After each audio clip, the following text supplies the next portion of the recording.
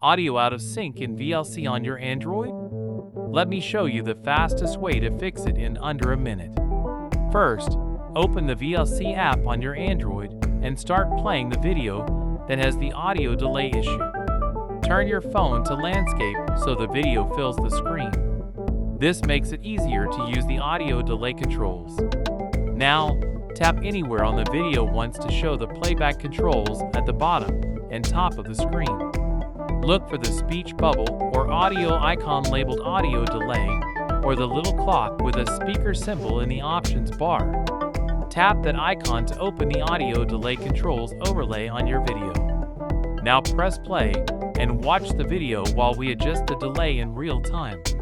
If the sound is ahead of the video, tap the minus button to add a negative delay until lips and voice line up.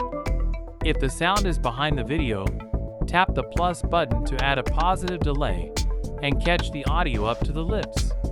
Make small changes, like 50 to 200 milliseconds at a time, then watch and listen until speech looks perfectly synced. Once it's synced, just keep watching. VLC will remember this delay setting for this video while it stays open. That's it. Quick and easy. Open VLC, show controls, tap audio delay, and tweak plus or minus until sound and picture match.